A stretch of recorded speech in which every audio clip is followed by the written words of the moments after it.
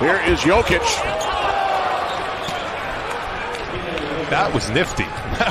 That was slick, crafty. This kid's got some serious game. A 12-point advantage. That's a little bully ball right there. Jokic just took it right to Hernan Gomez. Martin driving on Holiday, dishing off for Jokic.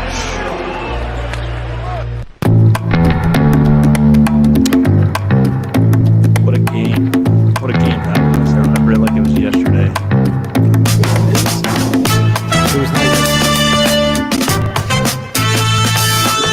It's the song. Everybody's doing it. Look at everybody into it. Let's What go, is up, baby. everybody? Welcome to a Monday edition of the DNBA Live Show. I'm your host, Adam Mares, in the captain's seat tonight, joined by my esteemed colleague, D-Line Co. What's up, guys? Let's do this. Monday. I'm ready. Look at Brendan's plunging V.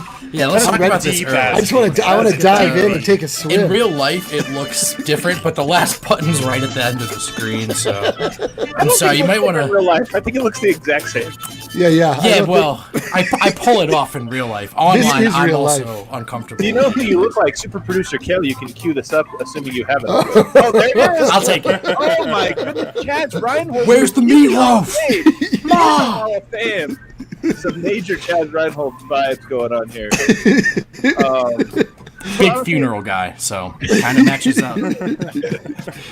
Don't let us talk you out of it, man. You have a look, and I love it. Thank you. Oh, I another won't. man with a phenomenal look, getting better every single day that he rides his Peloton. It's Harrison.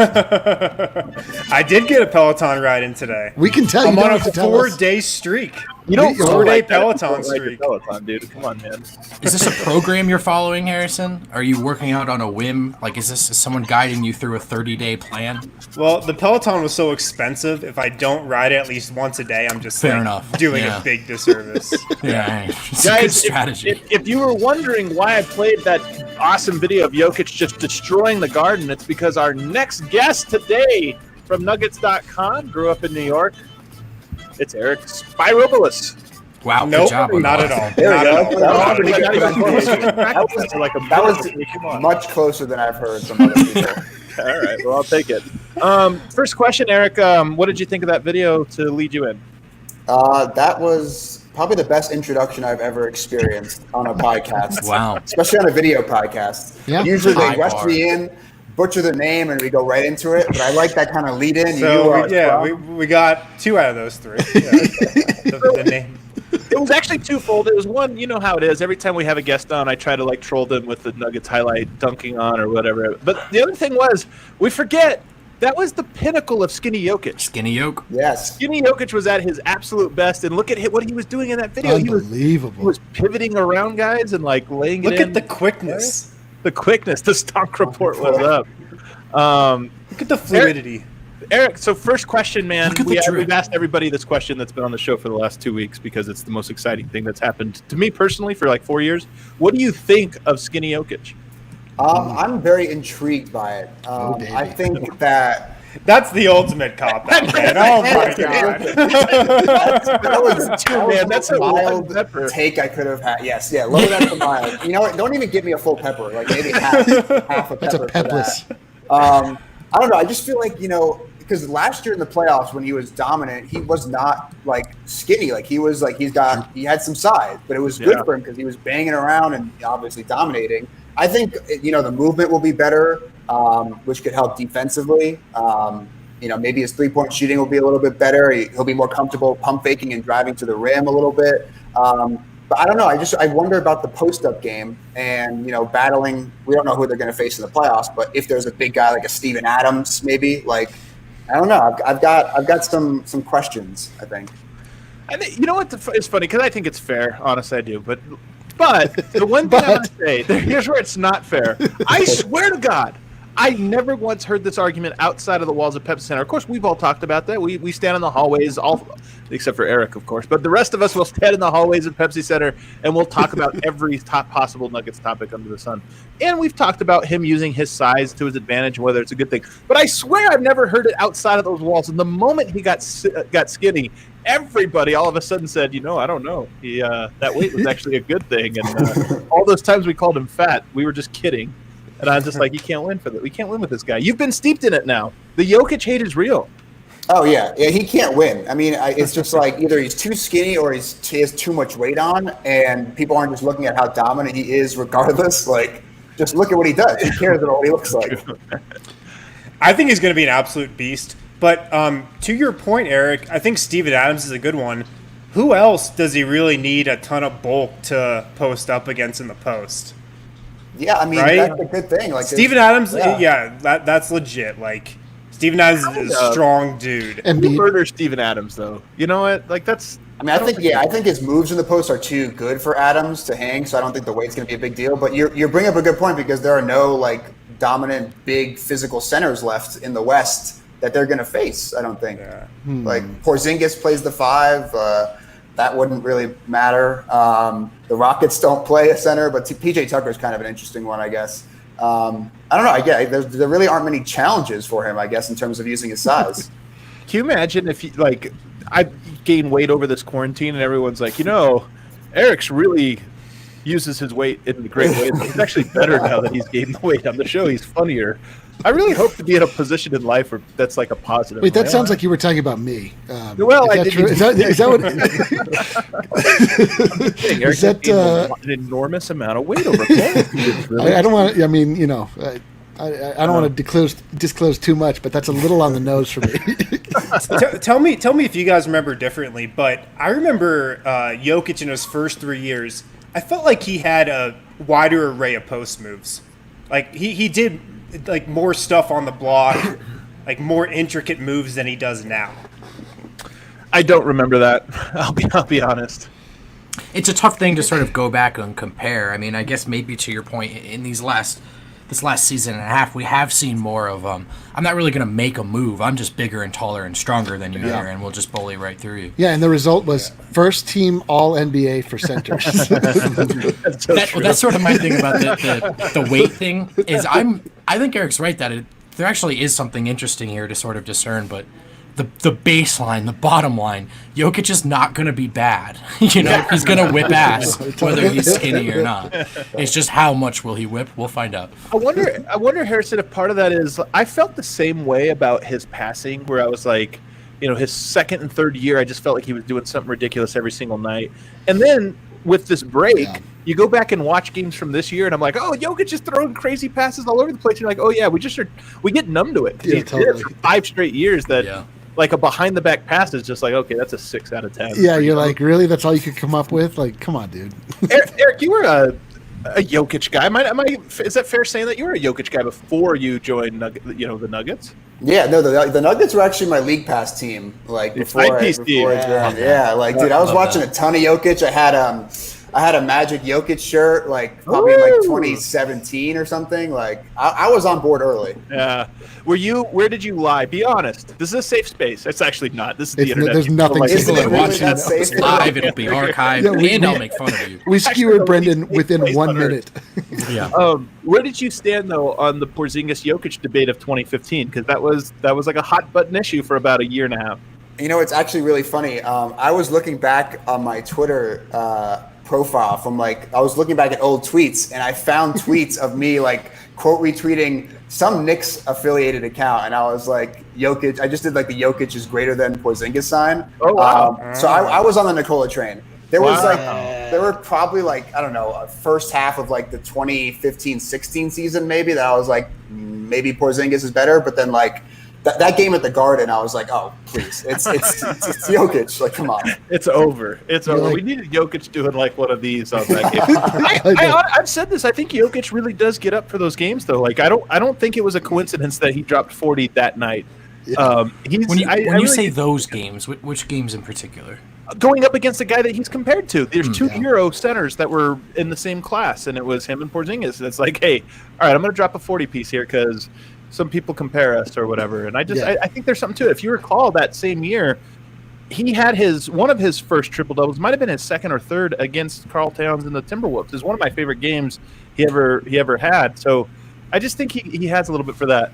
Take me. So you're a Knicks fan though? Is that correct? You come from New York? Are you grow up a Knicks fan? I was a Knicks fan for the brief stages of my basketball rooting fandom. The 7 seconds or less Suns got me into basketball. Okay. But then I was in New York, and the easiest way to access basketball for me was watching the Knicks. Of course, then they hired Mike D'Antoni, which was like perfect for me because he had coached the Suns, which like got me into the sport. But of course, those teams were like spectacularly bad, like flamed out, like just hilarious. And then obviously they trade for Melo and Stoudemire, and it was like a whole. Being a Knicks fan is a real experience. I imagine. I don't think people understand it as much if you never were a Knicks fan because oh my god, the stuff that team can put you through. But and being around Knicks fans is an experience too. Not to cut you off, but I'm sure you can agree, Eric. At the peak of that Melo Stoudemire thing, it was like we're talking titles, multiple, and the hype always sort of exceeds. Not one. Yeah.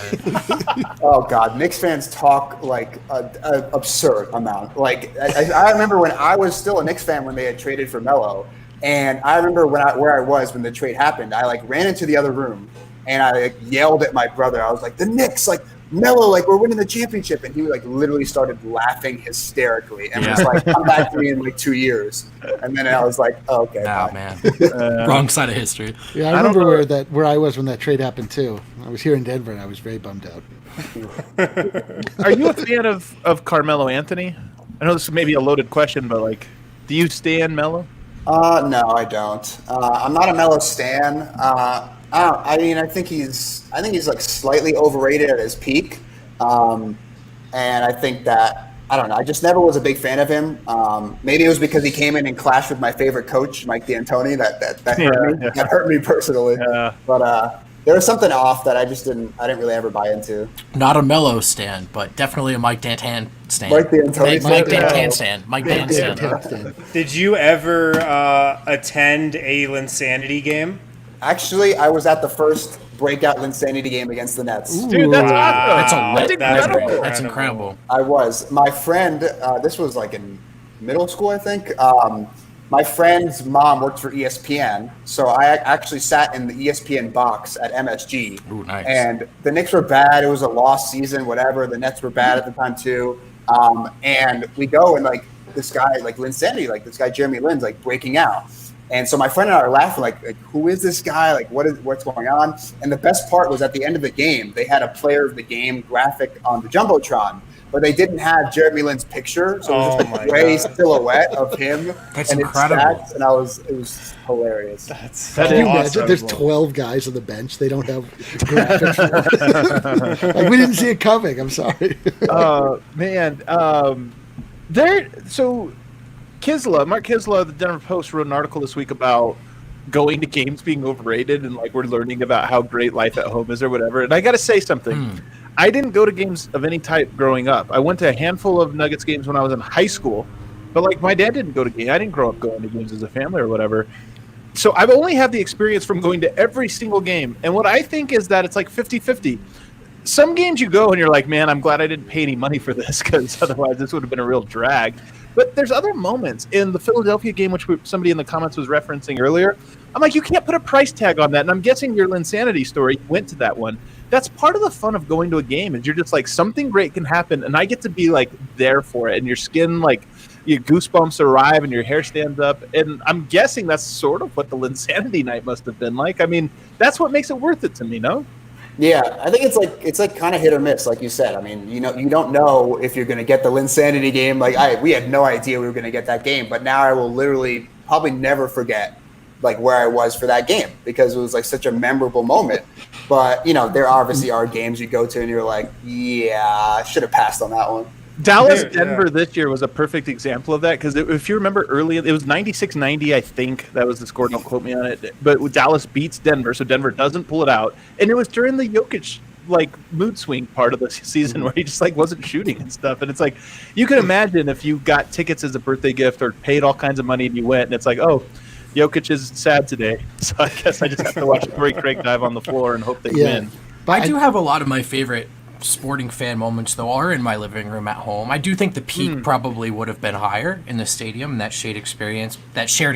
But I mean, again, I think part of Kittle's point is not paying these ridiculous costs, right? To attend a game that's a coin flip for whether it's worth those pennies or not. Yeah. But I have many memories of my dad and I watching the Cards win a World Series in my living room, and like it being MJ. Where's our MJ? Kel? just Come on, just dude. as like lit, you know what I mean? As sort of anything I was in the building for. So like those peaks are higher, but it is a roll of the dice at this point. It's an expensive trip, and your seat from home, especially for a football game, your seat from home is often better than what you'd have in the arena at the field. I buy season tickets. I buy them. I go to every single Nuggets game. If I am able to, I would buy season tickets for every single Colorado sporting event. I will spend the rest of my days just going to sporting events and being part of a large organism where we're all screaming. We feel like we can affect the outcome. You see things that the camera doesn't follow. That your view of the game isn't influenced by what the storyline that the sideline announcers are feeding you. Like there's something like you're high fiving like a dude you don't know. Like you almost. I agree, man. I just love there's nothing I love more than the live sporting environment, and like I mean I get like the idea that if you're playing fantasy football and it's more comfortable at your house, you get better views, blah blah blah blah. But like, forget it, man. Like full disclosure, though, I haven't paid for an NBA ticket for like 5 years, so I know I'm sure if I was paying for these, I'd have a that's the completely thing. different perspective. You're right, actually, Bo. You've talked me into this. Like, think about all those Cleveland games that you're like, man, I got to write a grades piece for this. I know. What if you were like, wow, this was 150? I can tell you, for the I have kids? I have two seats to every game, and I oftentimes go by myself. So I'm paying twice as much to be there, and I care not. I don't care, and I just re-upped. I don't care. You're also a psycho. You Yeah, gotta know that. he's a beautiful psycho, I would say. A beautiful Agreed. psycho. Strong Let's agree. take our first break. Harrison, take us away. But we come back, we're going to talk about the latest breaking news that involves all of the most popular players in the NBA. Corey Brewer, Davis Bertans, and Trevor Ariza. The proper way to do that tease would have just be to leave it before you list the players. That would have been the proper way to do that. Overrated. Damn it. Yeah, guys. Well, some people call it the 15-can sampler. Other people call it the Jokic pack. No, Jokic, baby. We're calling it the Jokic pack. I swear, I was just walking outside my apartment the other day. This guy comes up to me. Have you picked up a Jokic pack lately? Completely true story. I can tell. Yeah, This happens like daily to me. But you can pick those up at Breck Brew. You can also get them at Davidson's, where they have pickup and delivery options. Also, don't forget about the Mile High City Copper Lager, that beautiful blue beer right there. That Skyline blue beer. Yeah. It is The gorgeous. can's blue, not the actual beer. Hopefully the can. people put Jokic's face on it. Then people would really drink it. Yeah, then it would be undeniably the A Jokic shirtless pack. Jokic with a 15-pack of abs. That one would really sell out. Oh, man. I love the idea of just One the day. one odd number ab just kind of like shoved in at the bottom. It'd be like the last Jokic's ab is version of Wheaties box. I think that the last ab was actually just a can of Mile High City Copper Lager. There you go. Also, guys, don't forget to download WGT Golf from DNVRGolf.com and sign up for the DNVR 2 Clubhouse, DNVR, then the number 2. In the club. Nice, well done. Get in the club. Get in the club. Get in the club. You don't want to be out of the club. Can I tell you something? This is news to all of you, even on this panel. This weekend's tournament is a face-to-face, that's not it, head-to-head, off, open between DNVR 1 and DNVR 2. Oh, the clubhouse is going at it. It's the Sharks and the Jets. It's the Sharks and the Jets to sign up for DNVR 2 and take on guys like myself, who is part of the one, the top club. I'm also in DNVR 1 or just DNVR. I'm in DNVR 1, but I want to switch teams. Yeah, me too, actually. I guess you could theoretically. Yeah, but make sure to download WGT from DNVR Golf if you want to get into that tournament this weekend. Eric, do you play golf? I do not. I'm terrible at golf. I've tried. Mini golf I could do, but real golf. Sounds like WGT's right up your alley. WGT is like mini golf. WGT's harder than mini golf. Significantly harder. Yeah, I love it. All right, we got some questions here for you, Eric. So actually, let's go, Kale. I think you have these tweets pulled up somewhere. I don't know. But our first bit of news today is on Davis Bertans, Beautiful.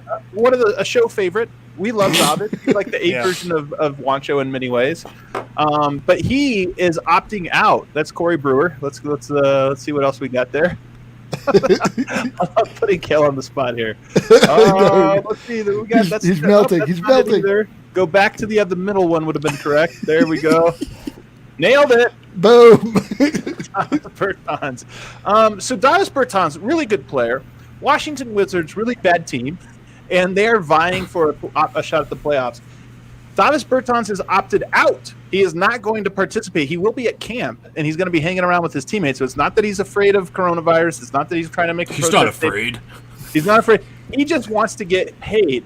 Now, this is somewhat understandable, I would say. Like, he doesn't make very much money. He's an unrestricted free agent. He can make a lot. And what do the Wizards really have to play for?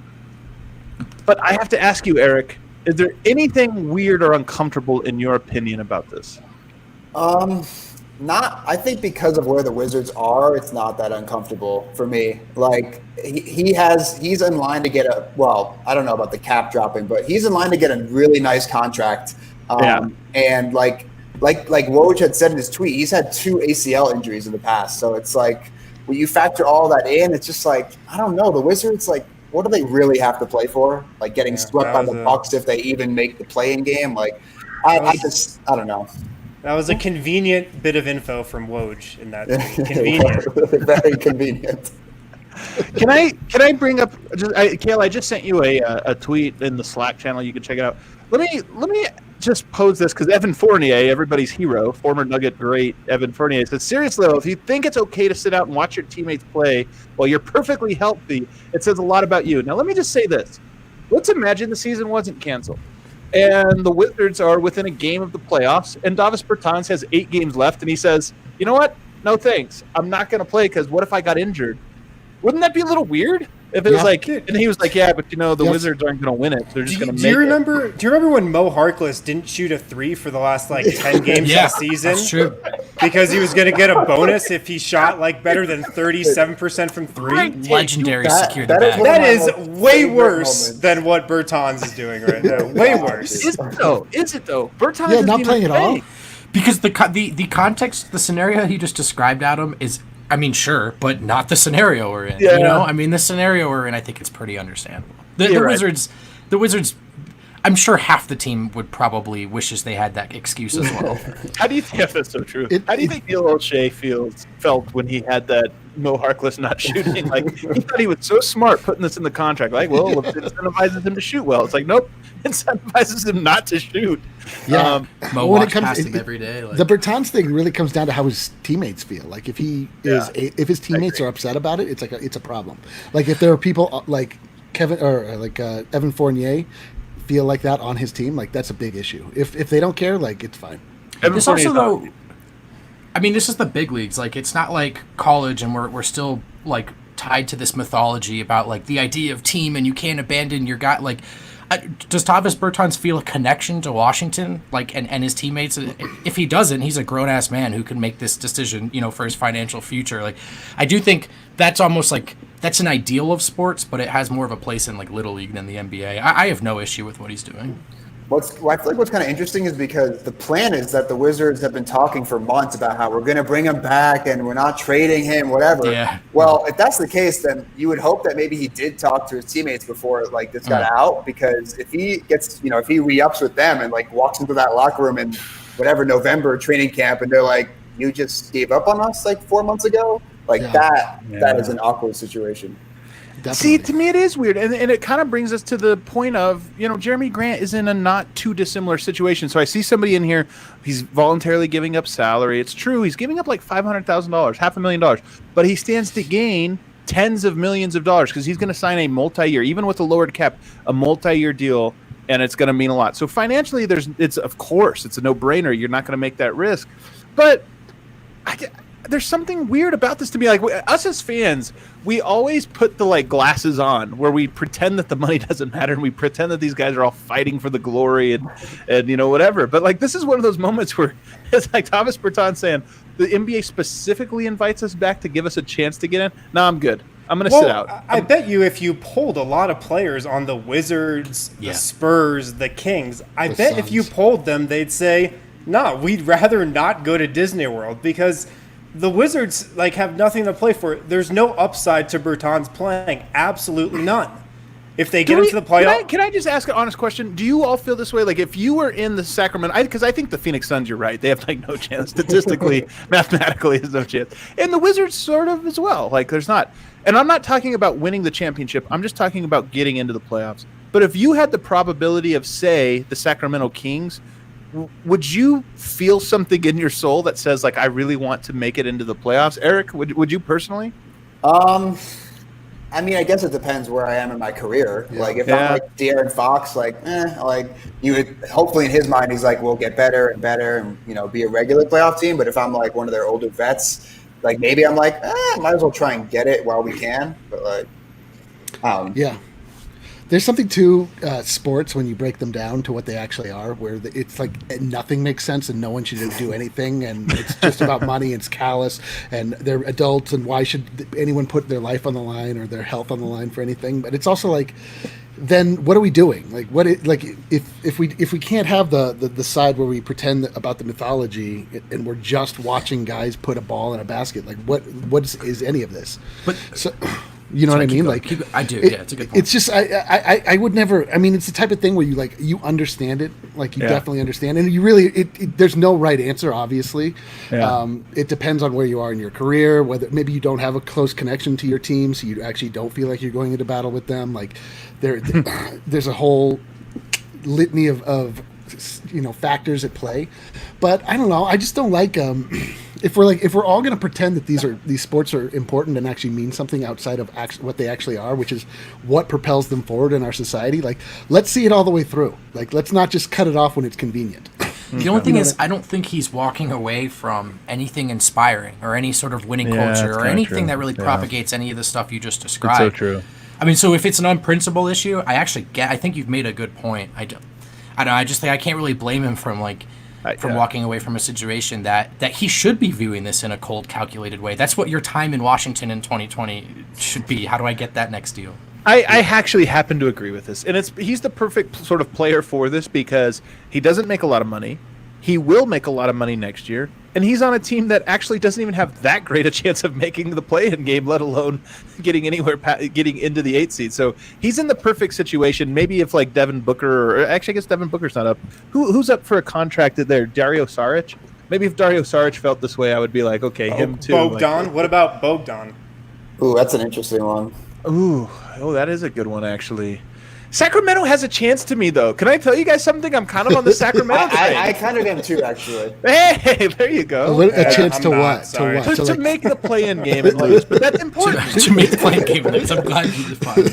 But I'm telling you, you have 2 years ago, because they're in the place that Denver was the have a nice summer year with Nurkic, right? Do you know how much we wanted a play-in game? Like, that's the only thing the fan base wanted all year. Like, you worked up to that. So, yeah, there is something. There is a line of demarcation when you are a non-playoff team to when you are a playoff team, and it doesn't matter if you just squeaked in or whatever. Like, you just get lumped into like, oh, that's a playoff team, or this is a lottery team. And Washington's not coming or going. They're like not building towards anything. Sure, they're not like they're just kind of like a team that's going nowhere. With waiting to see if John Wall can still walk. Yeah, I mean that's the big thing with Washington. It's like all about whenever Wall comes back. I mean their ceiling was capped so low when he went out. Trevor Ariza, not health or contract or whatever, but he had a family a sort of issue. I guess I can leave it at that. You can pull up the tweet if you want, Kale. But he had I'm glad you just left it at that, Adam. What's that? Well, I'm glad you just left it at that. Well, I'm saying like he has an opportunity to spend a lot of time with his son. I believe is what it was. Well, no, I just meant because I think maybe Woj could have as well, but I see. Yeah, he like really got into the details of whatever. Yeah, so he had a family issue that's going to keep him out, so he's not going to play. So my question here, we just talked about sort of the ethic of it, I suppose. But Eric, how does this impact the race for the 8th seed in your opinion, and specifically with Portland? Do you count them out now? Did you count them out before? I mean, I don't know if I'd count them out because I think the bigger thing for Portland is Nurkic and Collins being healthy. Like Ariza was quietly playing like pretty well for them. I think Woj had his stats in one of those tweets. But like Nurkic and Collins being healthy is for me going to decide something rather than Trevor Ariza being there. Although you do feel like there's going to be a lot more Carmelo minutes without Ariza there, and that concerns me for them, to put it lightly. But I mean, I wouldn't count them out because they've got Lillard, McCollum. They'll have Nurkic, Collins, and some role players. Like to me, that seems like a team that could definitely make the play-in game.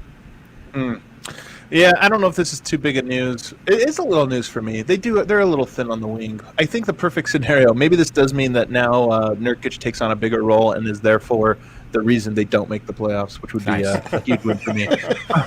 Can you believe Trevor Ariza played 33.5 minutes per game for the Blazers? I actually can't. That's a great point. I cannot believe that. That's crazy. I would have guessed like 25 maybe. The season was so long ago, I don't remember some of these players. Like somebody the other day put on there, and maybe you guys didn't see this, so I can ask you, Jabari Parker, who does he play for?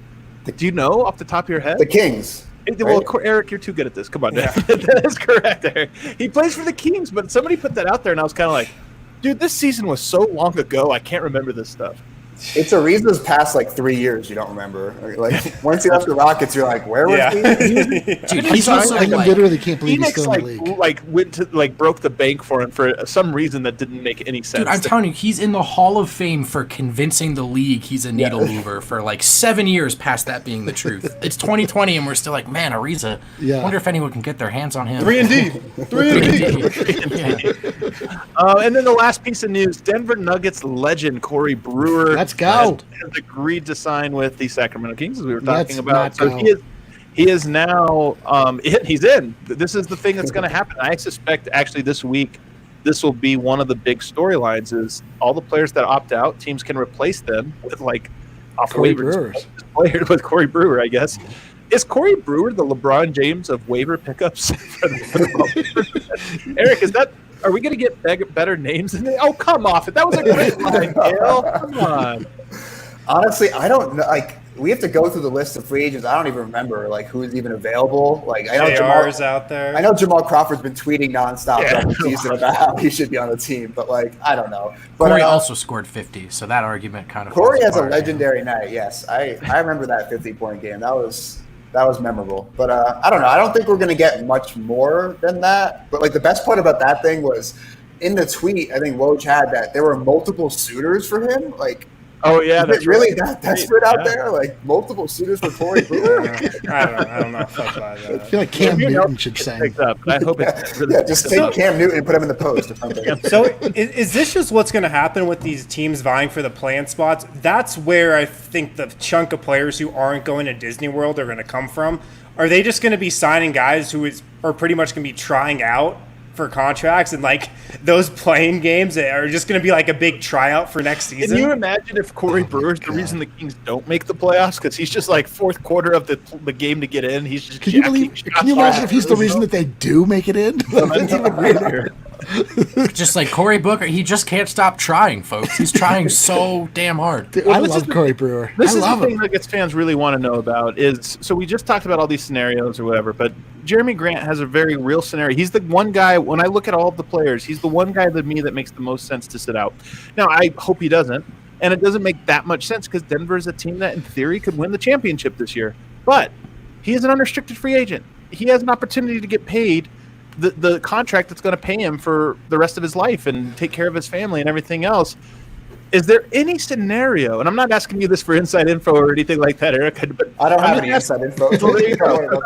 Yeah, ask all you want. Do you think there's a scenario where Jerami Grant, or I guess I'll throw it out to other players as well, there's a handful of other players that will be unrestricted free agents, that they just say, you know what, the same thing as Davis Bertans, it's too risky for me?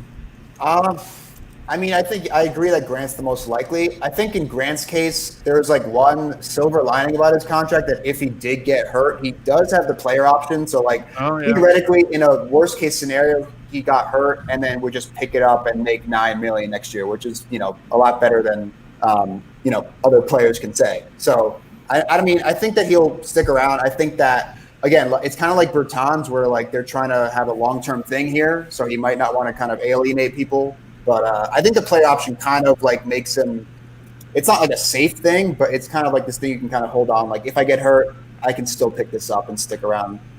He's in the exact same position as Bertans too. Jerami Grant's 26. I think Bertans is 27. But Bertans doesn't make anything, right, this year? That's the difference. Is Jerami Grant's making 9? I mean, I think Bertans is making 7, actually. Oh, 6.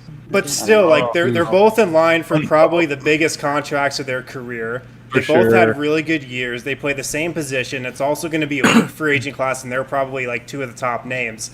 It is funny that they're in similar positions, although like Jerami Grant's actually on a team that fashioned itself a contender. And so that's the counter, right? If Jerami Grant shows himself to be an integral part of some playoff success for the Nuggets, especially if that includes, like, the Nuggets haven't had someone who guards like a primary wing scorer, in the last handful of years. If he shows any sort of prowess, against Kawhi like he did in the regular season, if he shoots around 40% from three, you do that in the playoffs. It might be that contract and the next one that, just like Trevor Ariza, right? GM still think of you as one of those guys. Oh, yeah. Well, yeah, he could be in some just high-profile matchups, right? Like against Doncic, against Kawhi Leonard, and like have some good moments that could. And also just playing playoff games, like getting to be in that environment. I mean, granted, you don't have granted, you don't have the crowd to make things like all the more intense from the outside, but just the level of competition you'll be facing from guys in the league, I'm sure, is like interesting if you're a competitor. Can we make fun of Eric real quick, or D-Line real quick, for his terrible internet connection? Because he always picks on me. Is D-Line with the terrible? I mean, come on. D-Line, am I having a bad internet? I don't even know. Your screen's frozen. Black. You're just frozen. Can't even see it. Amazing. Do you think, though, if he were to opt out, would it cause some friction? I'm guessing Davis Bertans, probably not too much friction, maybe a little, but if Jerami Grant did, I mean, my God. He'd have friction with me. I'd be frictionful towards him. We guessed, Eric. We assumed. I mean, I don't in the end, just because the Nuggets kind of need him, and they mortgaged a first-round pick for him. So the ball's really in Jerami Grant's court. Yeah, fair enough. I mean, I don't know. I don't think they're. That's tough because it depends, I think, of what each player thinks of, like, how far the team can go. Like, I feel like, most players have a high opinion of themselves and their team, so they probably think they can go far. And then you would turn around and, you have one of your, prized teammates, big offseason addition, to say, sorry, I can't risk this or something like that. That, to me, I mean, I think in the immediate would probably cause some uncertainty in the locker room, or I don't know if they have proper locker rooms with the spacing there in Orlando, but wherever they're like gathering. Testy at the Grandestino.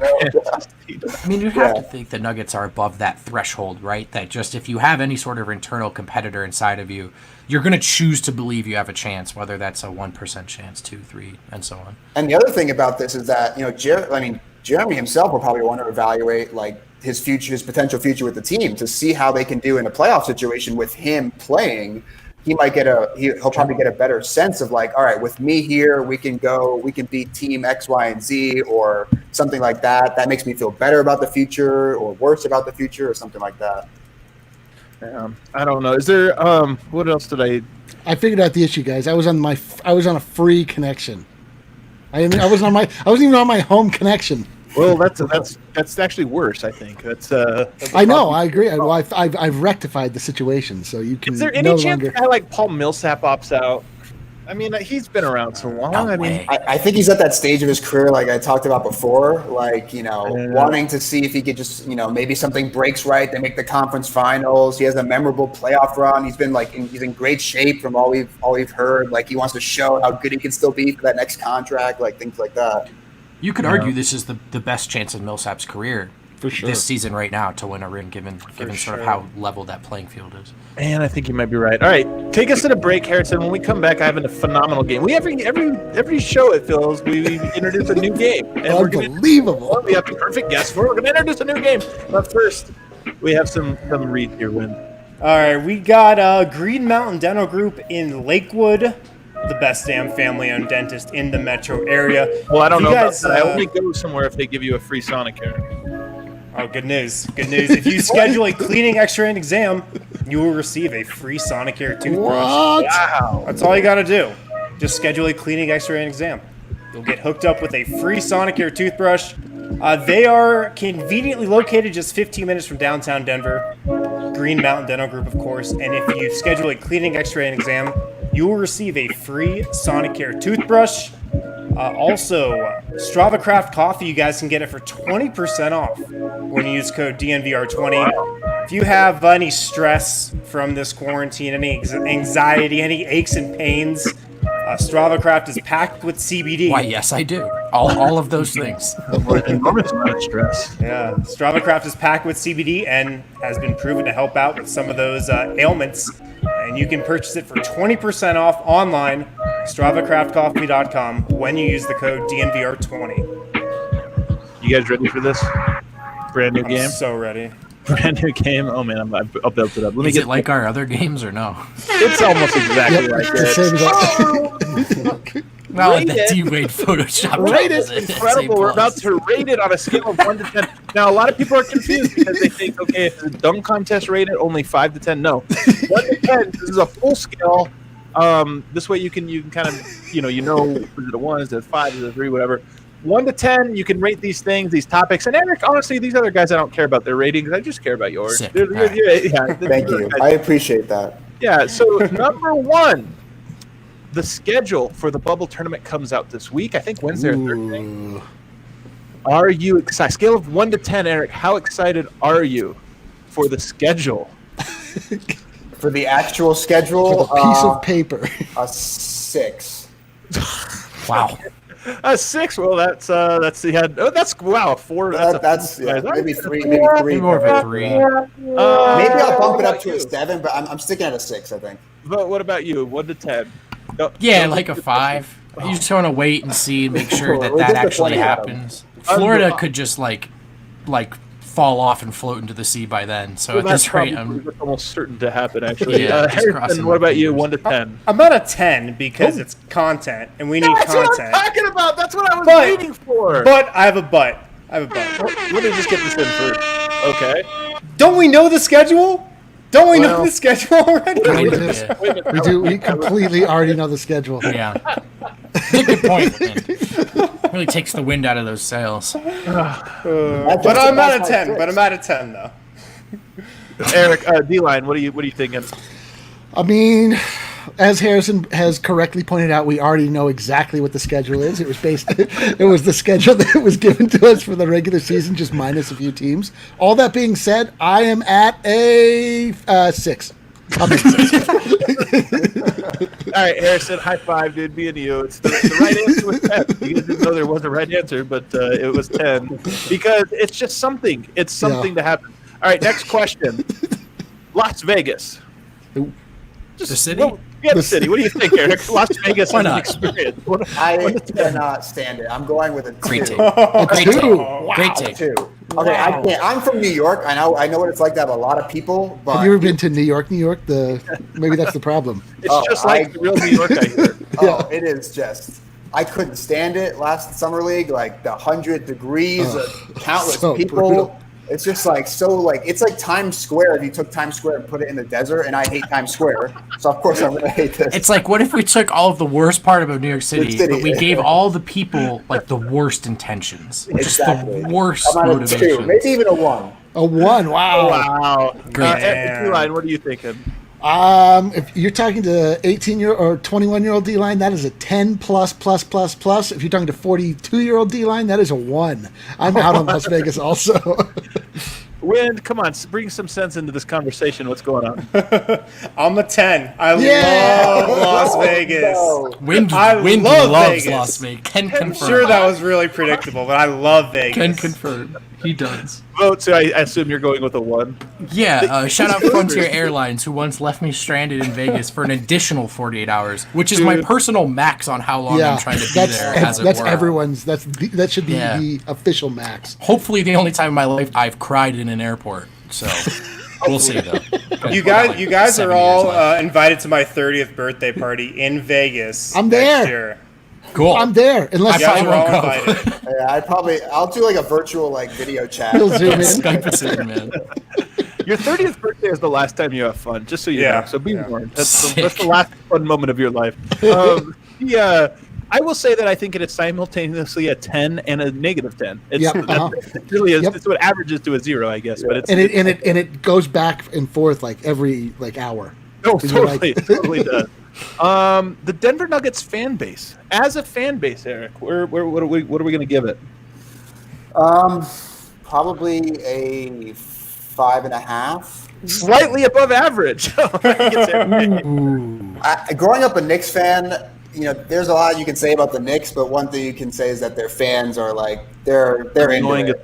They're annoying. They're over the top, ridiculous, whatever. But they're into it, like regardless of how terrible they usually are. There's like one good year every 20 years, or whatever.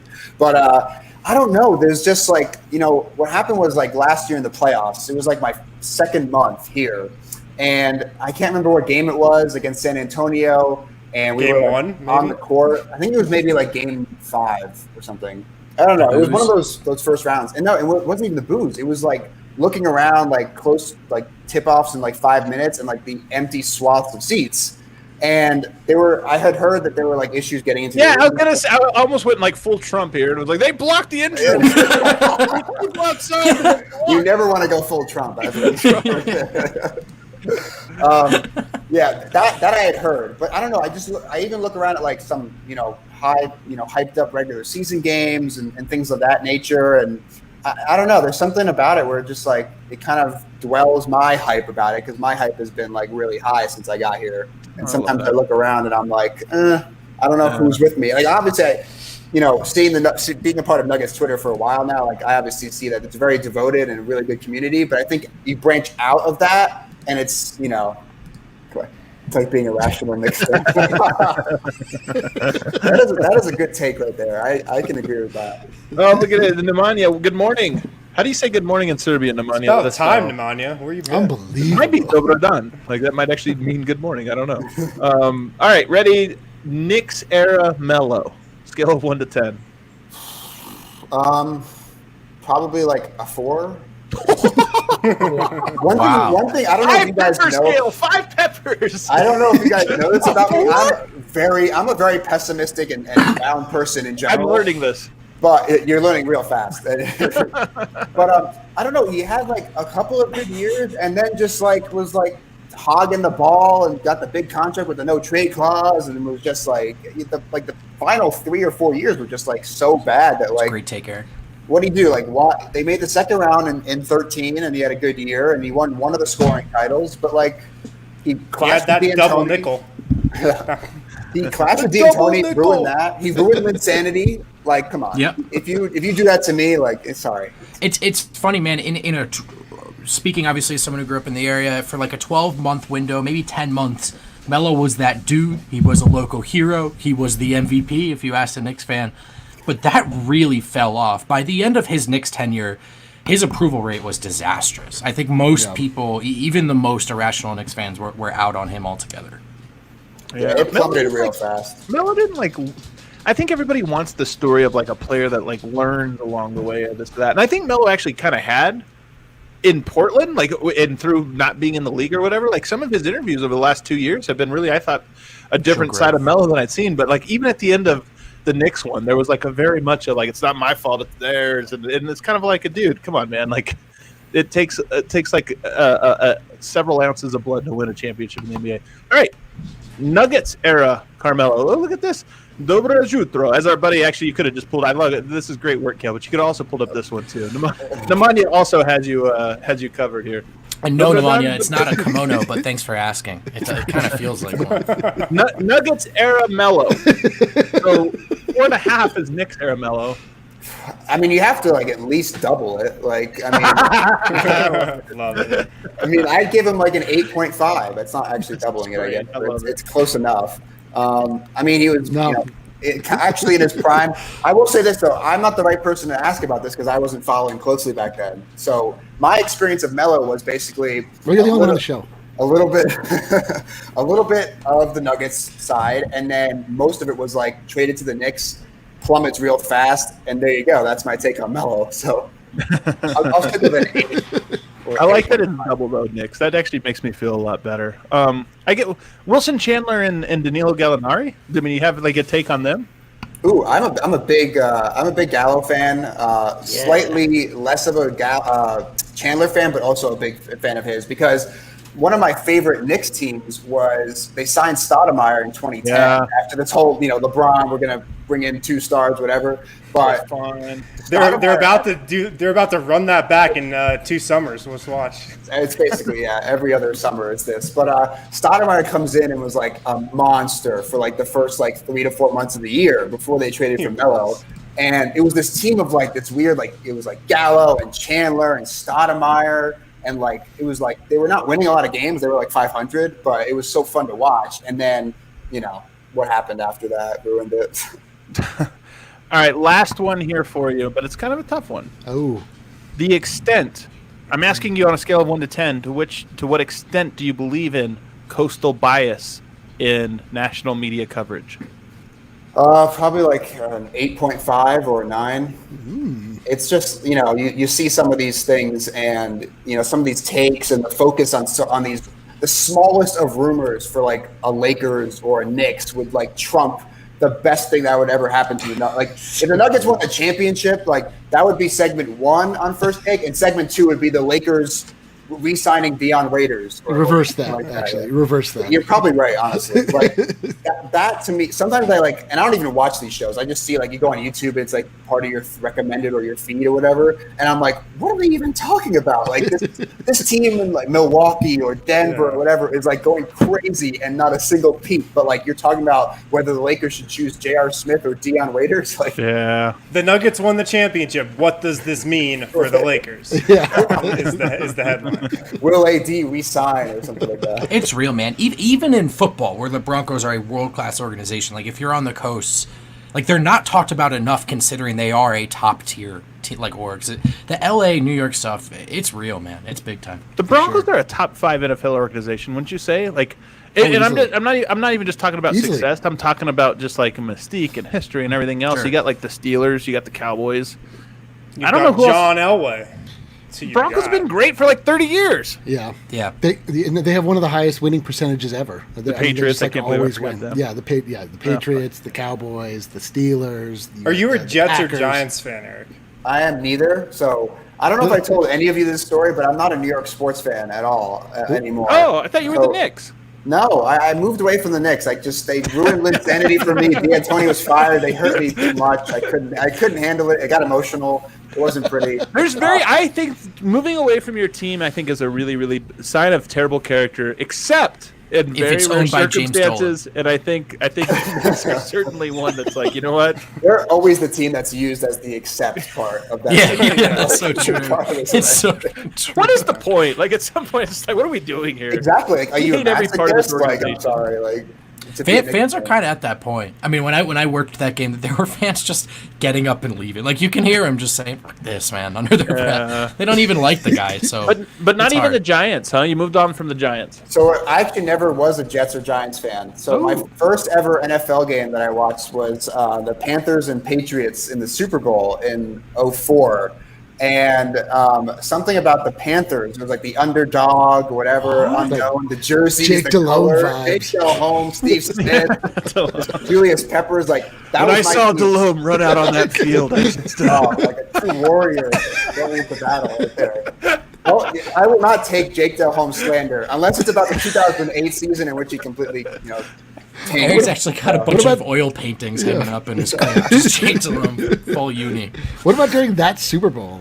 Couldn't you slander him then when he was absolutely terrible? I mean, no. Okay. I give him a break for that one. All right, that was just listen. Delhomme was a ride for Panthers fans. But anyways, I've been a Panthers fan since 2004. Never looked back. That's weird as It's hell. the weirdest thing. My dad's not a New York sports fan, so when I was growing up, he was like, "You don't have to root for New York sports teams," and I was like, "Okay, sounds good." Yeah, sweet. Wow, dude, you're so lucky because my dad. I was born in New York. My dad grew up in New York.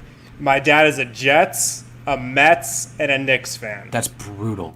And I swear to God, whiffed. he's not as into sports now as he was when he was younger because he just had to root for those teams for, the last 50 years. Yeah, with nothing to show for it. Yeah, wears you down. Full life sentence. Slowly kills you. It's like 30 years later, it's like, yeah, I'm a Jets fan. Shit. Yeah, 30 years later, you're like, why do I like, what are sports? What is this? Yeah, you question everything. What am I doing? Enjoy sports and like your teams, it's like, what is going on? What's your prediction for the Nuggets in this bubble tournament? Assuming it happens, but I am assuming that. I think they win a first-round series, and I think they have a hard-fought exit in the second round. So the exact same as last year. They've made no progress. I think that it's hard because the playoff. We don't know the playoff matchups, but I think there's a good chance that they're going to get like a Utah or an OKC or like a Dallas, and I think they will win that series. The Rockets series, I don't know about that, but that one I actually kind of want to see a Rockets series just selfishly for like the contrasting styles. But I think they win a first round series, and I think they put up a fight against either the LA teams or whoever they play in the second round, but. I just think they're missing something. There's something I think that's missing. I mean, the Clippers and Lakers are dominant teams. Yeah, maybe it is. Is that piece in MPJ? No, we've been talking about that a lot on the show about the maybe it's maturity, maybe it's time, maybe they'll grow into that and this or that. But it's some combination of toughness and leadership and oh look, we have somebody for the steps. This is fantastic news. We can. Man, you were 30% into that outro. You were ramping it up. I was about ready to hit the button as we speak, but we have looks like Kessie. Kessie, I can see you. You can't see me. Are you ready to hop on here? Dude, let's go. Let's go. It's my Call of Duty buddy right there. Yeah. That's your Call of Duty buddy? We're playing again on Friday, man. Yeah, he streamed with us. Yo, I love Kessie's vibe. I got a little bit better since last time, so we'll do better. I'll hold you to that. Man. Kessie, you're about to be thrown in something much more difficult than Call of Duty. You're much getting ready to thrown into the steps. We'll see. Are you underwater by chance? I am not. I'm sorry. Okay. Let's see if I can move a little bit out of this bad reception. Is it better? This is going to be a 50-50. Poor buddy Mort, who I send a link to. Mort, you're not going to be on. You can hop out. Sorry, buddy. You almost had a chance, but we got somebody else. That's not Mort. It is Mort. Oh, that's for online. the best. That's for the best. We got like a month to go before sports are back. Let's not get canceled. Mort, love you for joining though, but we gotta play our game, and somebody beat you to it by just a few seconds. So we are going to take you live. Oh boy. Oh. Live to America's favorite game, the steps. Harrison, take us away. Oh, by the way, Eric, I don't know if you know, you get to be the special helper today. So if you happen to know the answer, you can tell Kessie and save him. All right. Two of you are in this together. I trust in you. I believe in you. Don't put too much belief in me. No, it's too late. Okay. All right, question number 1. What is Nikola Jokic's favorite animal? It's gotta be a horse. Yeah. I don't know if we know this for do we know that's for a fact? I don't think we have a fact, but we have to assume. He's definitely got the question right, though. I do think. Yeah, let's move on to number 2. The steps. I'd ride rhinoceroses if I could. I can't ride his favorite animal is probably like a dog, like the rest of us. I'm pretty sure it's a horse. Number 2. What is Michael Malone's dad's first name? This is a multiple choice question. William, Michael, or Brendan? I would say Michael. You can use the help if you so choose. Yeah, if you want to use the help, I just wrote it. You can foist your help upon him. I have no idea. It is Brendan Malone. I just wrote a 2,000-word story on Nuggets.com about the father-son connections on the nice Pepsi plug. staff. That was smooth. See, I'll check that out. I'm a natural at this. 2 minutes left in the show too. You snuck that in there. That's good. Okay, Brendan. Thank you. I don't know. No, stick to your guns. Hey, stick to your guns. You might be Michael. Like, what is Eric? No, he just wrote a story, dude. Come on. Yeah, it is Brendan. It is Brendan. Okay. Moving on to question number 3. We have actually. This should be number 3. Vote or Malone. Please don't hit. Come on, man. I'm too insecure for that game. Oh man. Question number 3. What number does Torrey Craig wear?